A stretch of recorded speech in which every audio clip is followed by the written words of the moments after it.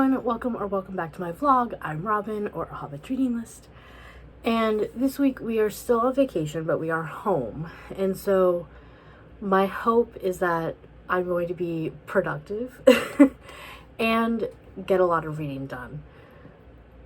Otherwise, I don't really have a lot going on. Like, I'm just not working, and it's also going to be very hot here, so we might have some full days, we might not, I don't know, but let's see what happens.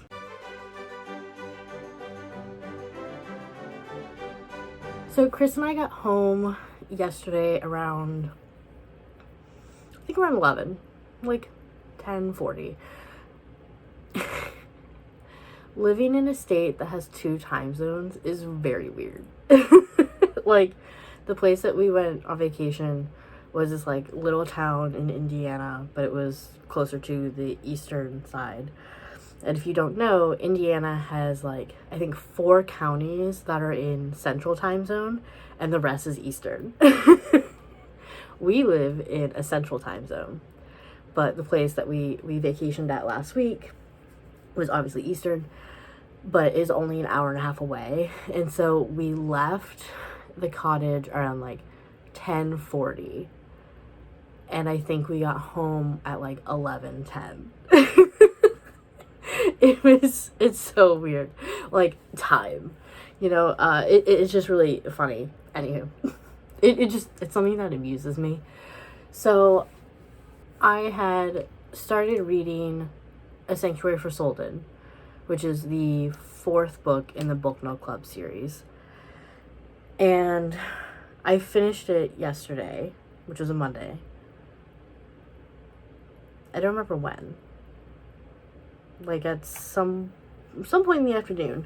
I was sort of like alternating between reading bits of that and like catching up on YouTube, because I didn't watch a lot of YouTube while we were at the cottage, and so I had a lot to catch up on. So I did end up finishing it. I've talked about it last week, but A Sanctuary for Soulden is about Soulden, who presents as very like idiotic, but that's to cover for the fact that he is technically a spy trying to find like Bonapartists who would try to bring, you know, Napoleon Bonaparte back into power and you know, send England and France back into war. So he's doing that. He gets shot. And he goes into hiding, but the place he goes into hiding is the home of a surgeon named Fernside. And Soulden has a little bit of like a tragic backstory, whereas Fernside doesn't really. He likes science, he likes experimenting. So at first glance they don't seem like they should match, but like they end up really, you know, getting to know one another, really having like a lot of chemistry. It's very, very cute. It's very healing in a lot of ways. And so I had given it 4.5 stars because I liked it a lot. It was really great. There was that. And then I went ahead and started reading the next book in the series. I'm pretty much going to finish it this week, which is An Affair for Aumont. Aumont is, or was, a childhood friend of Soulden, and Aumont had a relationship with Soulden's older brother, which, his name is Luke. Luke had proposed to Aumont, but because of different external reasons that didn't have anything to do with the love between them, Aumont said no, and then Luke went to fight in Waterloo and died. And so Aumont has also a very tragic backstory. And his love interest, George Darling, is kind of a police officer. I am confused about it. He's a runner, which is what they're like called by the citizens. They're not called that themselves. And I'm not sure what it means, but he works for a law enforcement, essentially. We've seen flashes of Darling before. and he thought that he was in love with someone else, but he sort of realizes that that was not love. That was almost like hero worship. But Darlene and Aumont end up working together to protect Teddy, who is like a courtesan, I'll say, who is being like stalked very aggressively. And so there are some like trigger warnings, I suppose. But Aumont and Darlene together, I thought it made a lot of sense. I did really enjoy it. However, I felt a little let down. Not by the story. Their story makes sense for their characters. I have no issue with that. But in comparison to the other books, this is going to sound like this is such a stupid thing to complain about. In comparison to the other books that had like a good amount of spice to them, Aumont and Darlene did not. they had very meaningful like connections, and they did kiss very passionately. It was very, very like intriguing, and I would have liked to see it go further. Like I don't necessarily need spice in a book, but I think that like there are situations where it makes a lot of sense to show the spice as a connection, and not having that was a little just like a bit of a letdown. So I did give it 4 stars. So I still enjoyed it. I just wanted more at the back end. like I don't want to spoil it, but like they ended it right before spice would have happened, and I'm like, why not just include it? So anyway, so there's that. And I did go ahead and get the 6th book, which is a Scandal for Stratford, I think. I'm really interested because we've seen Stratford in every book, but he's always in the background. He's a very quiet character, and I know, and he has a secret, and I know what the secret is. And so I'm very interested. So I will start reading that today, but I have to start editing the vlog from last week. So I'm going to get that done, and I will check in once I finish A Scandal for Stratford.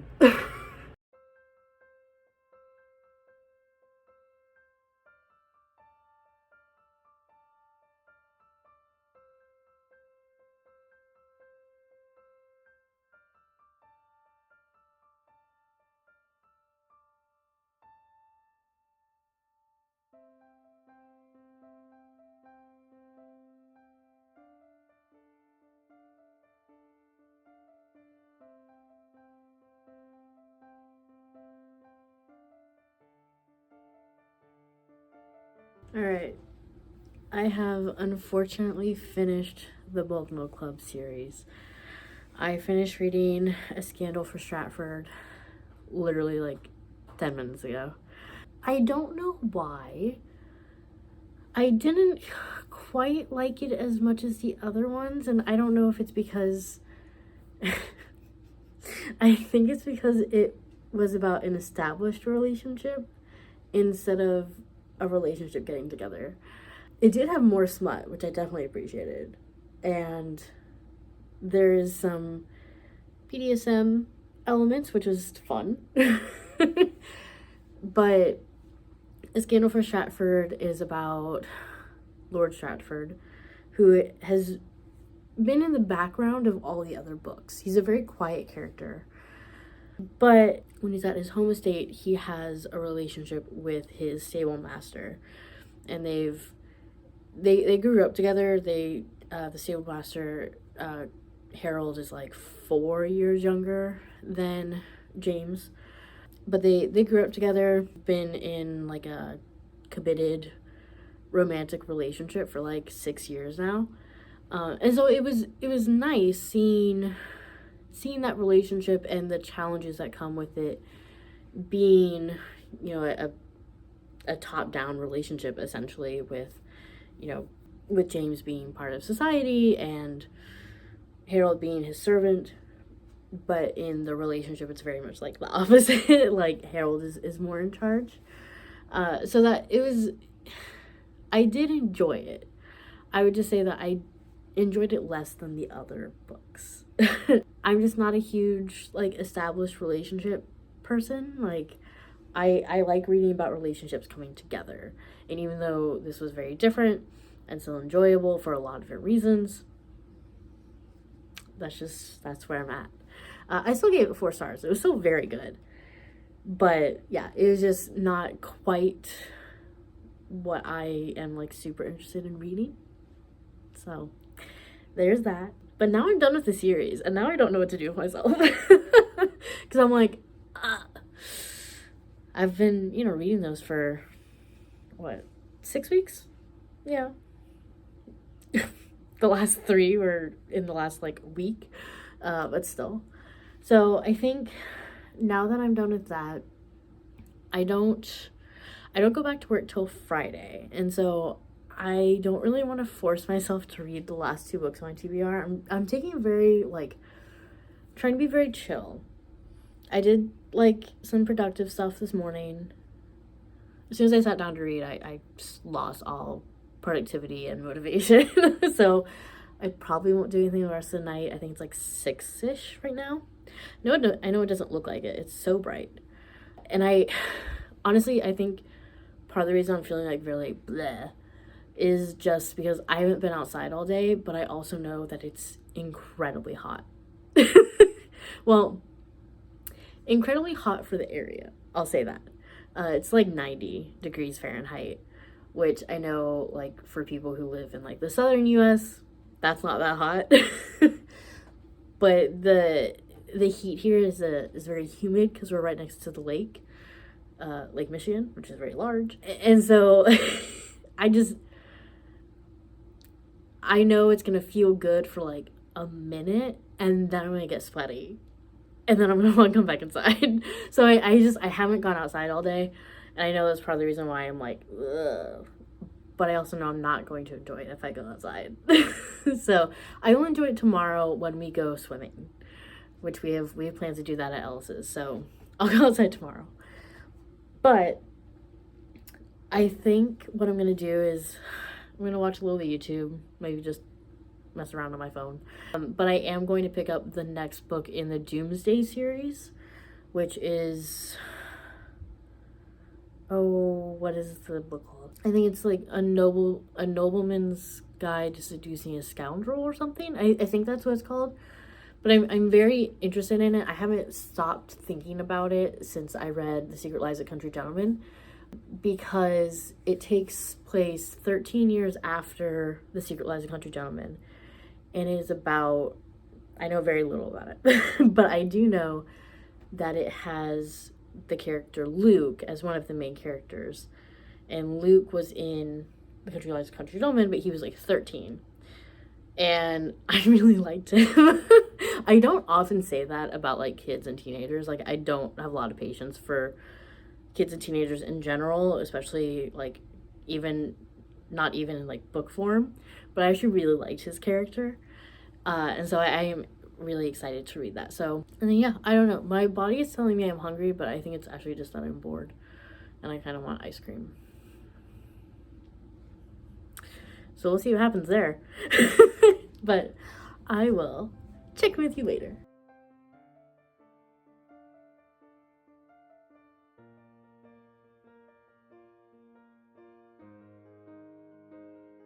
Good morning, everyone. It is Saturday. I'm trying to think. I didn't read any more Thursday. I believe Thursday was when I had finished A Scandal for Stratford. I didn't end up reading anymore. I was really tired and really dreading going back to work. For good reason, it turns out. I did start reading A Nobleman's Guide to Seducing a Scoundrel, which is the second book in the Doomsday series by K.J. Charles. I don't know. I want to say I'm halfway through it. I don't know the exact page count, but it takes place 13 years after the original book in the series. And we're following Rufus Duomsday, I think is maybe how you pronounce it. I'm not sure. But he has had quite a surprise. He inherited an earldom from his father, who had abandoned him and Rufus's mother when he was younger. And so he didn't grow up knowing this. And also Rufus is Rufus's father was the second son, and so he wasn't expected to inherit the earldom anyway. But through a series of events, it has happened. Rufus inherited because his father passed away, after his brother passed away, after his father passed away. It's a whole thing. The third son, Rufus's uncle, had been expecting to inherit, and it turns out, he doesn't. And so there's some conflict there.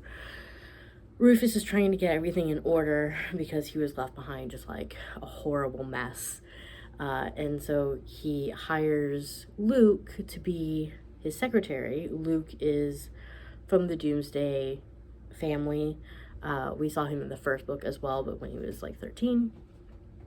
And he has, gone off to become educated and has worked as a secretary for several other families. And so he helps Rufus, and there's an instant sort of like attraction, and they become friends first, but then they, can't help but falling into bed together. And so they both really like each other. Luke is up to something, though. Luke is up to something that hasn't been revealed yet. It's kind of driving me crazy. And so I'm really enjoying it. I really like KJ Charles' like writing style. I think it's really good. It's very gripping. Yeah, I'm pretty into it. So I will probably finish that this weekend and just make this week a historical fiction week, because that's pretty much all I read. I did try to start a new audiobook, but the book that I chose, which also had been a historical fiction because I wanted to keep on theme, I haven't verified this, but I think the physical book has footnotes because there were weird, like, they weren't tangents, but like just in the middle of a sentence, it would start talking about something else and then it would go back. And so I'm pretty sure there are footnotes. So that would just have to be a book that I read physically. So I don't know. I might not start an audiobook until I have my July TBR figured out. We'll see. We'll see. I don't know. Okay. So if you make it this far in this video, I would like an opinion. I have a couple ideas for themed vlogs, which I don't really do because of my TBR game. But I have a couple ideas that I would want to sort of test out. But one of them will be impossible if I have a monthly TBR. Well, not impossible, but very difficult. The other one I could make work. So would you rather have like 4 themed vlogs, 2 of which I already have ideas for, or would you rather I stick with plain TBR Pursuit? Or would you want me to play TBR Pursuit but slightly lessened so that maybe the last week of the month I can do this other themed vlog that is difficult with a game? So let me know, because I don't know, because I want to test out these themed vlogs. I think they sound really fun, but with my game it does make it just like a little bit difficult. So let me know how you feel, and I will take that into account before I film, if I film my TBR. I'll probably just do like, these are the themed vlogs I've come up with, and these are the possible books. So just let me know what you think. But I'm going to go and call my dad, make breakfast, and probably read.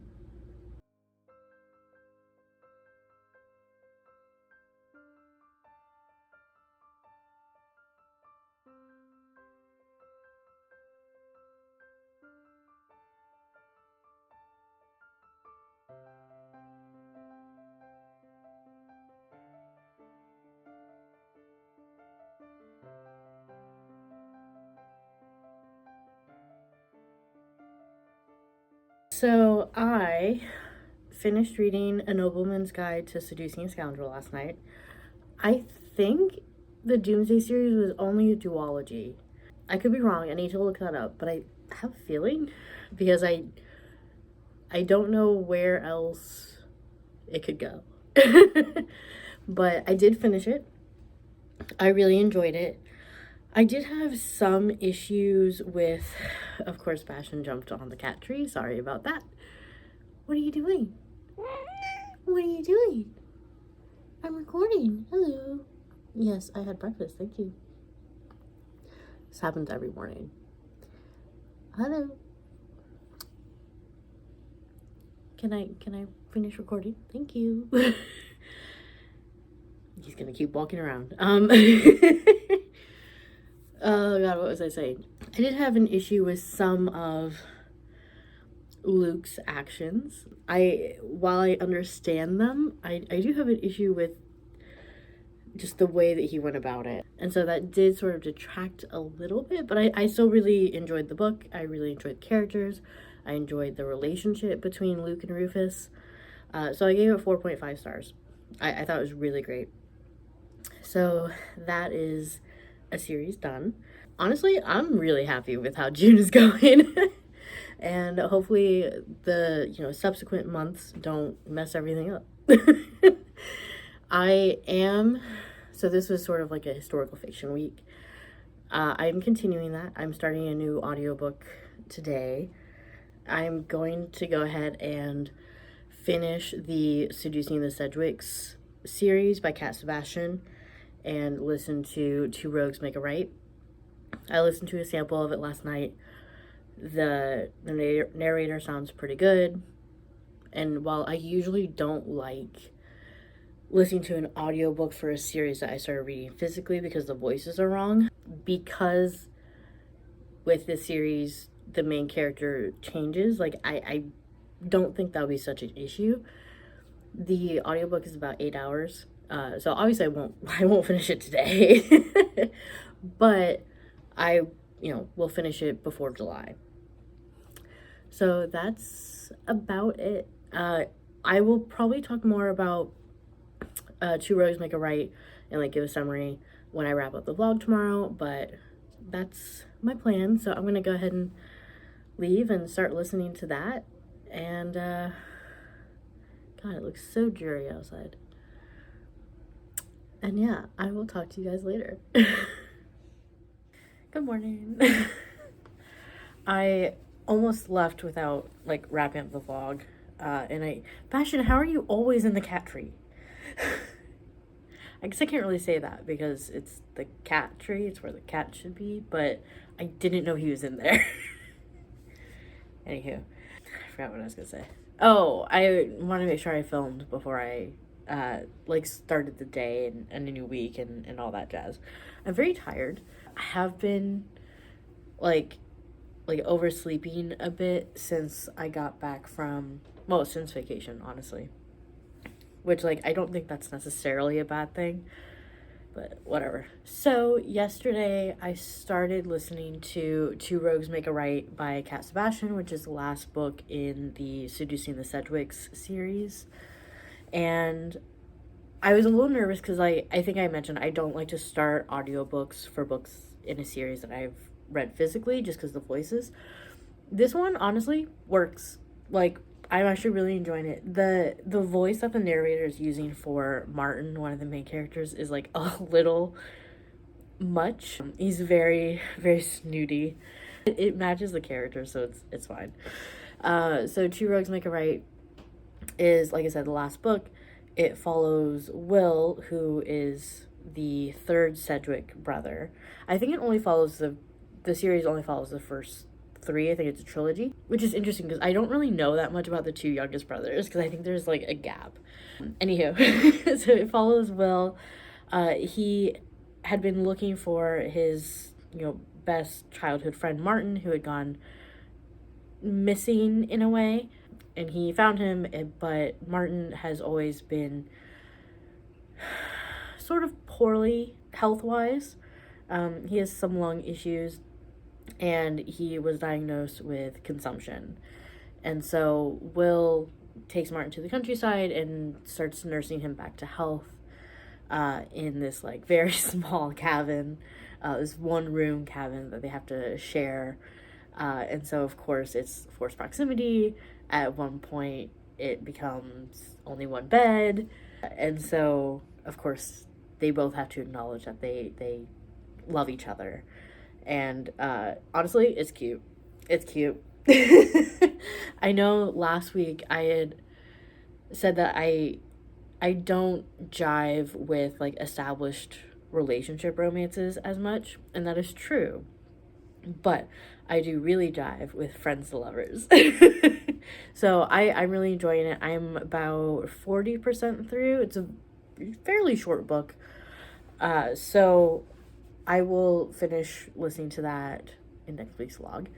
So that sort of wraps up the historical fiction week that I intentionally kind of did. But I also finished reading Antiquity in Gotham. So it's been a minute since I mentioned it. I read Antiquity in Gotham at the end of May, beginning with June. And because it's nonfiction, I mainly read it on the days where I worked, if I had a break in between meetings. So I finally finished it. Nonfiction just takes me so long, but I'm very happy that I did. I learned a lot. Antiquity in Gotham is about the antique influences, ancient influences in New York City's architecture and the different phases that it has gone through. And so it's really interesting. And I could definitely, it made me start thinking about Chicago, of course, because I live closer to Chicago. I love Chicago a lot. I especially love Chicago architecture. And so I want to try to see if there's a similar book about Chicago. But I also have other books about Chicago architecture that now I'm kind of excited to read, even though it's going to take me longer because the ones I have are big. So that's what, oh, I should probably tell you what I rated it. What did I rate it?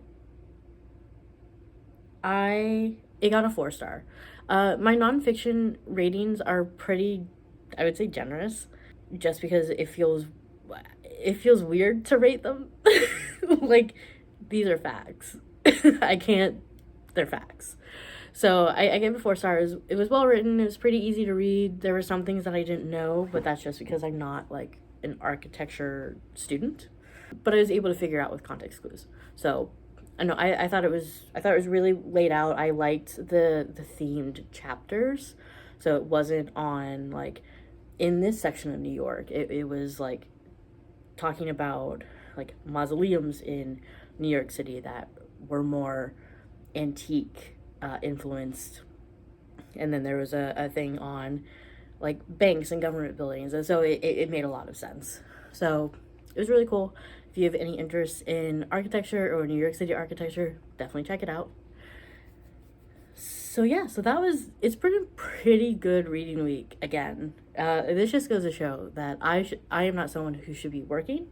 I should not have a job and be able to read as much as I want and review books for you. That should be my job. If only. So that's about it. Please leave a comment. Let me know what kind of vlogs you want to see in July, because I will be having to film my TBR at some point in the upcoming week. So please leave a comment so I know what direction to go, or I might just do a hybrid. But otherwise, like the video, subscribe, click the notification bell, all that good stuff. I really appreciate it, and I will talk to you next week. Bye.